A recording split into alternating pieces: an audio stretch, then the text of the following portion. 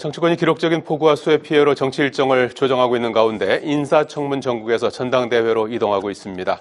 이재명 정부 1기 내각 장관으로 지명된 후보자 18명 중 절반인 9명에 대한 임명 절차는 완료됐습니다.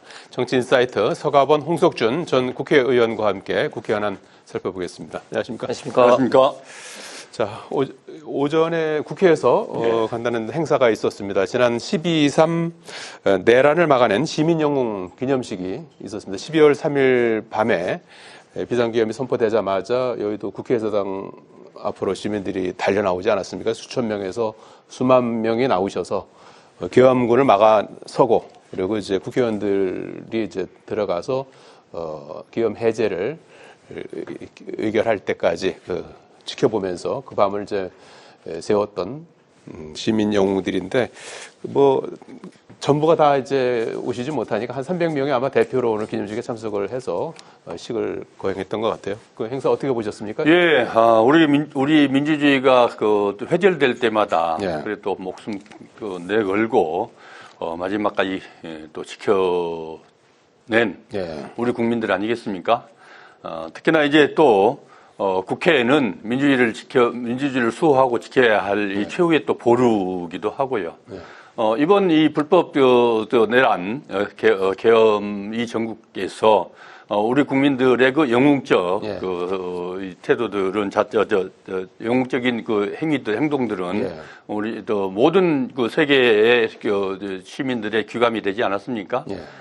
또 우원식 의장을 비롯한 우리 국회에서도 정말 빠른 그 판단과 결단으로 계엄을 해제하고 또 민주주의를 지켜내는데 큰 역할을 했는데, 오늘의 그 행사는 그런 측면에서 보면은 또 아주 의미 있는 행사고 다시 한번 우리 대한민국을 민주주의의 이 선진국으로 또 민주주의를 지켜내고 발전시키는 그런 계기가 되는 그런 날로 이렇게 생각할 수 있겠습니다. 예, 오늘 시민영웅 300여 명, 300여 명이 참석을 하셨고, 그날 이제 국회로 달려온 시민들, 뭐 이런 분들이 이제 답사를 하기도 했습니다.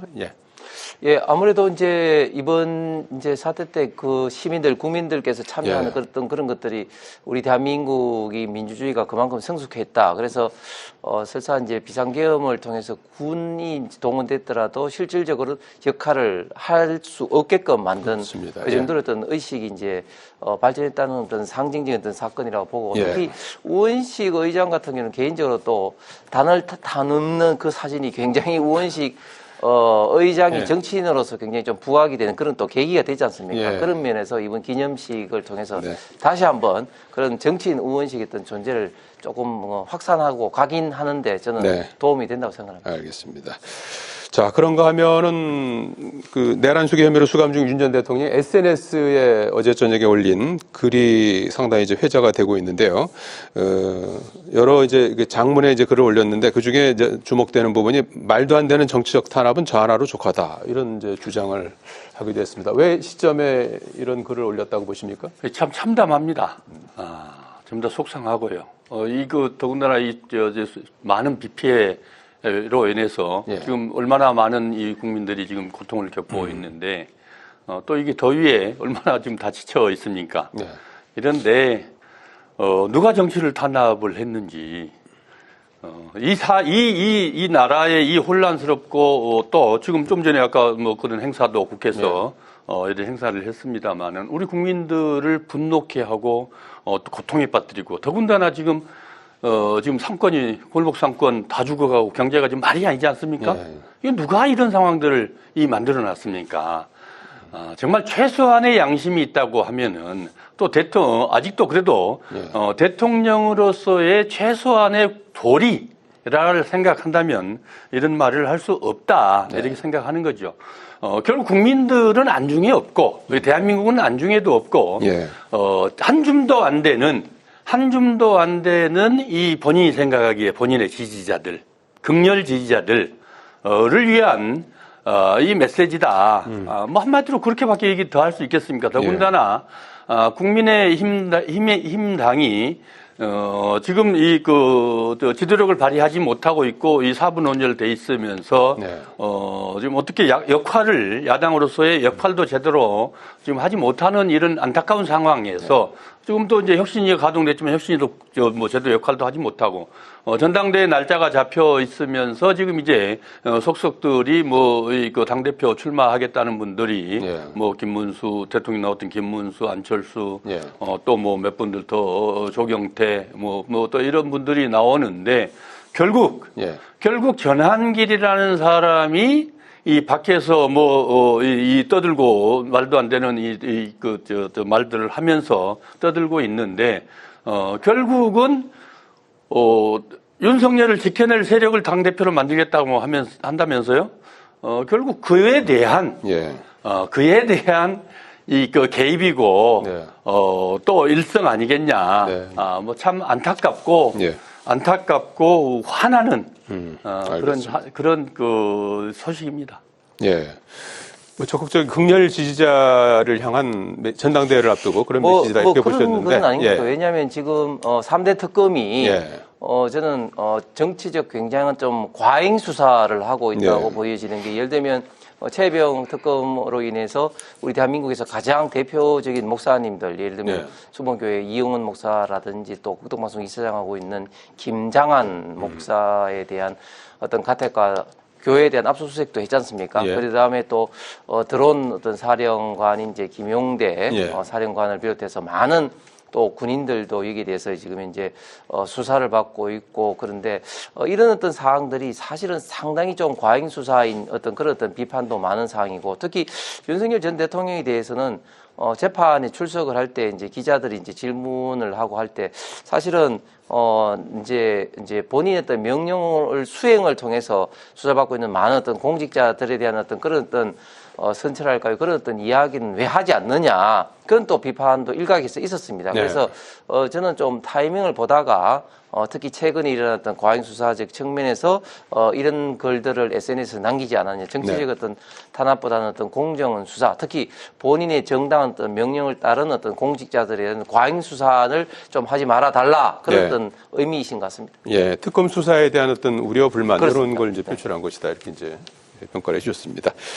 자, 지금 인사청문 전국이 서서히 이제 뭐 거의 끝나가고 있는 상황인데 여전히 이제 강선우 여가부 장관 후보자에 대해서 논란이 그치질 않고 있는 그런 상황이고 대통령실은 그 강선우 장관 후보자에 대해서는 임명 절차를 이제 이어갈 걸로 이렇게 보입니다. 그래서 오늘 아마 청문보고서 재송부를 국회에 요청을 할 예정이고 그렇게 되면 뭐 열흘 정도 말미가 있고 그 후에 이제 임명이 뭐 청문보고서가 채택이 안 되더라도 할 수 있는 그런 상황이 됩니다. 이런 가운데 강선우 장관 후보자가 과거 국회의원 시절에 문재인 정부 당시 여가부 장관을 상대로 또 예산을 뭐 여가부 예산을 깎았다가 다시 이제 환원되는 뭐 그런 상황도 또 다시 알려지고 이런 상황입니다. 그래서 이 사안은 어떻게 좀 매듭이 여러 가지 되십니까? 이제 좀 안타까운 이 소식들이 많이 나온 것은 사실입니다. 예. 특히나 이제 지금 오늘 어제 오늘 뉴스의 중심에 섰던 게 지금 우리 앵커께서 말씀하신 이 국회의원으로서의 예산 갑질이라 이렇게 표현들을 하던데 네.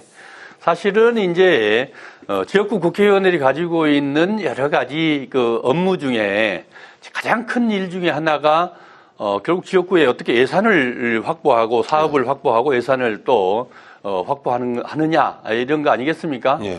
좀 의욕이 앞서고 그러다 보니까 또 좀 행정부하고는 갈등이 심할 수밖에 없는 지점이기도 하거든요. 예. 정말 속된 말로 지역구 사업이나 예산과 관련돼서는 정말 목숨 걸고 한다.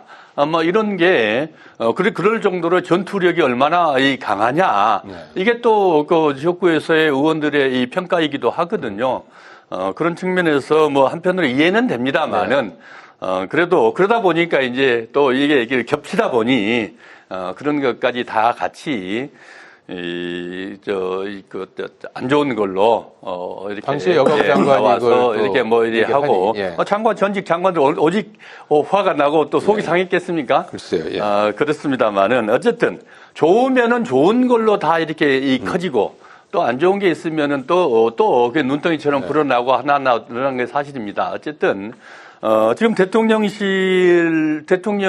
그 청와대 입장에서도 보면은 여러 가지로 고민을 많이 한 흔적이 보이지 않습니까? 네.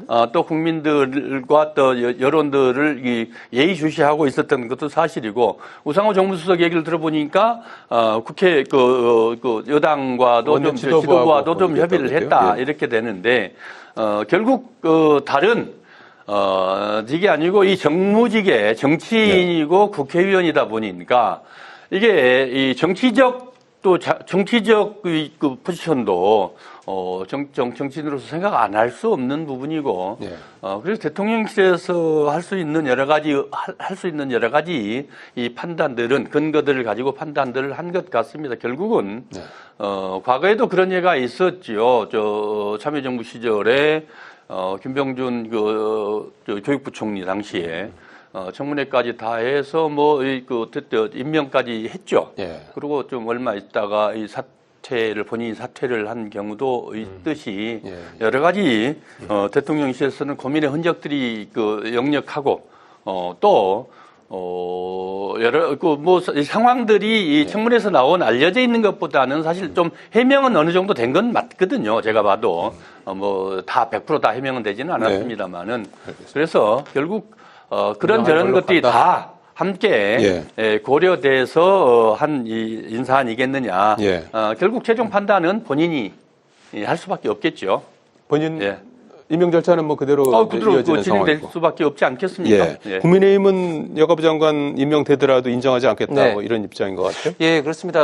지금 강선우 후보자에 대한 것 때문에 지금 이재명 대통령 정권이 지금 저는 흔들리고 있다. 그 심지어 처음으로 지금 이제 리얼미터 여론조사에서 지지율이 지금 떨어졌지 않습니까? 그 정도로 지금 영향이 파급했는데 과연 이걸 끝까지 할 것이냐. 예. 특히 국민들이 보좌관에 대한 어떤 비대수리라든지 쓰레기 분리수거라든지 이런 어떤 갑질은 지금까지 어떤 갑질 유형 중에서도 사실은 상상할 수 없는 어떤 경악스러운 어떤 갑질인데 이것을 또 청문회 과정에서 해명하는 과정에서도 네. 상당히 또 거짓말했다는 것이 좀 드러났고 계속해서 아마 이런 관련된 것이 보좌관뿐만 아니라 다른 어떤 부분에서도 이제 꼬리를 물고 나올 겁니다. 앵커께서 말씀하신 정영애 전 여가부 장관의 어떤 예상 갑질도 그 하나의 예인데 계속해서 나올 수밖에 없다. 네. 그러면 앞으로 이런 것들을 감싸가면은 결국은 이재명 정권에 굉장히 좀 부담이 될 수밖에 없고 조국 전 장관의 사례도 봤지만 결국 청문회가 총괄을 되더라도 장관을 임명하더라도 결국은 이제 그 이후에 낙마하게 되는데 그것이 문재인 정권의 결정적인 그 국민 지지를 잃는 어떤 그런 배경이 됐지 않습니까? 그런 어떤 사례를 참고해 본다면 설사 이재명 대통령에게 이불을 덮어줬다는 이유로 가깝다는 이유로도 임명을 하게 된다면 그 후폭풍은 계속해서 커질 수밖에 없다. 예. 이 점을 다시 한번 강조를 좀. 반면에 이 강준우 국민통합비서관 예. 이분은 이제 내란 옹호 논란을 이제 빚었지 않습니까? 동국대 교수 출신이고 넉 달 전에 책에서 계엄을 내란으로 몰아가는 행위는 여론을 선동하는 것이다. 이런 내용 등등이 이제 문제가 돼서 논란이 되고 오늘 자진 사퇴했습니다. 보수 농객 추천으로 임명된 인사인데 이렇게 되면 이제 이재명 정부의 그 실용 인사라든지 통합 인사 이런 부분들이 이제 어떻게 될까? 참 어렵죠. 싶습니다. 인사라는 게 참 어렵다. 그래서 오죽하면 인사가 만사라 그러겠습니까? 결국 국민통합비서관을 이제 신설해서 네. 전에 윤석열 정권의 청와대 대통령이셔서 근무하던 사람 아니겠습니까? 또 뭐 동국대학교 교수를 네. 했더라고요. 더군다나 이제 지금 이런 여러 가지 국론이 분열돼 있고 어려운 시기에 이 통합비서관을 직책 또 역할들이 나름대로 또 중요하다고 생각을 했고 예. 그런 측면에서 보면은 이재명 대통령의 진영보다는 이 진보 진영보다는 민주당이나 예. 진영보다는 결국 이 보수 농객의 추천을 받아서 결국 반대 진영에 있는 사람도 또 역할들이 충분히 더 영향을 더 발휘할 수 있고 역할이 더 클 수 있겠다라고 해서 국민통합에 임명한 게 도움이 된다. 아니겠습니까? 결국 이 인수위가 없이 추천에 받아서 하는 이 인사의 함정이라는 거죠. 청와대 대통령실에 있었으니 모든 이 검증들은 다 끝났을 것이다. 그리고 이 본인이 쓴 책, 또 최근에 쓴 책이어서 글쎄요. 그것까지 뭐 다 읽지 못한 이런 놓친 우를 것 범했습니다만은 같아요. 예. 이거는 뭐 진영의 논리를 떠나서 예. 우리 국민들에게 큰 상처를 줄 수밖에 없는 예. 그런 그 어마어마한 얘기들을 이 책에다가 써놓고 더군다나 공직자로서 쓴 것 아니겠습니까? 예. 누가 상상을 했겠습니까? 예. 저도 깜짝 놀랐었는데 어쨌든 그나마도 이 자진 사퇴로 이렇게 결론이 내서 다행입니다만은 어쨌든 인사가 좀 더 네. 아무리 투명한 것도 좋고 추천도 좋지만은 결국 이 검증의 칼날은 우리 아무리 누가 뭐라 그래도 이 무뎌서는 안 된다 이런 경각심을 준 네, 인사다. 이런 경우가 네. 그나마도 다행이다. 네. 이런 생각이 듭니다. 후임은 이재명 정부의 정치 철학을 이해하고 통합의 가치에 걸맞는 인물로 보수계 인사 중에서 고를 생각이다 이렇게 밝히고 있습니다. 예, 이번 그 강준욱 비서관의 자진 사퇴를 보면서 느낀 것이 일단 첫 번째 지금 이재명 정권의 지금 검증 시스템이 굉장히 좀 문제가 많다고 생각합니다. 만약에 이런 역사관을 문제시 여기고 책을 이제 봤다면 당연히 처음부터 걸러야 됐을 텐데 그러면 결론적으로 사전에 이 책을 못 봤다는 이야기고 검증이 그만큼 문제가 있었고 부실했다는 그런 어떤 증거가 될 것이고 두 번째 만약에 이런 것을 봤음에도 불구하고 임명을 했다면 결국은 자진 사퇴를 하게 된 어떤 그런 어떤 배경은 결국은 많은 어떤 당 내외에서 이제 비판이 있었기 때문인데 그러면 조금 전에 이야기했던 강선우 후보자 같은 경우는 결국은 당내 인사하고 이제 이너서클 그룹이라서 끝까지 이제 안고 가는 것이고, 그다음에 강준우 비서관은 또 그렇지 않은 사람이고, 특히 이제 이진숙 교육부 후보자 같은 경우는 또 그렇지 않은 사람이기 때문에 결국은 이제 낙마시킨 거다. 결국은 이재명 대통령과 했던 친소 관계에 의해서 결국은 문제가 있더라도 임명 여부가 이제 결판 난다는 그런 것을 다시 한번 이제 입증된 그런 꼴 아니겠습니까? 특히 지금 그 김의겸 뭐 새만금 청장이라든지 이런 사람도 굉장히 문제가 많음에도 불구하고 임명을 시킨 것은 이재명 대통령과 했던 친소 관계가 모든 어떤 임명을 좌우하는 그런 것들이 다시 한번 입증이 됐다고 봅니다. 국회의원 우리 홍 의원님도 국회의원 하셨습니다만은 결국은 장관직으로 대통령 임명을 하긴 했습니다만은 국회의원이라는 게 원직이 있지 않습니까? 국민의 선택을 받은 사람이거든요. 표로서 국민의 선택을 받았기 때문에 이 국민의 선택도 또 좀 존중돼야 되는 부분이 있습니다. 그래서 역대로 장관이나 정무직 인사를 할 때 청문회를 하고 합니다만은 여야가 그런 측면들이 좀 고려됐었거든요. 그런 부분들도 이 생각 좀 할 필요가 있겠다 이런 생각이 듭니다. 의원과 아닌 경우에는 조금은 약간 좀 차이가 달리 봐야 있죠. 된다. 거기에 대한 그게 뭐 특권이 아니고. 그래서 그게 뭐 그 현역 불패가 방금 말씀하신 이제 그런 어떤 시각에서 이루어졌습니다만 저는 그것도 바람직하지 않다 봅니다. 왜냐하면 현역이 그런 어떤 국민 심판을 받았다면 국회의원으로서 그거는 해당되는 것이고 장관은 또 다른 어떤 포지션 아니겠습니까? 그러면 국회의원이라고 해서 이런 어떤 비리라든지 도덕적 문제가 나오는 것이 용서받고 다른 사람들은 그러면 안 된다. 이런 것도 저는 성립돼서 안 된다고 봅니다. 네. 아직까지 뭐 현역 의원 불패 신화는 이어지고 있는 그런 상황이죠.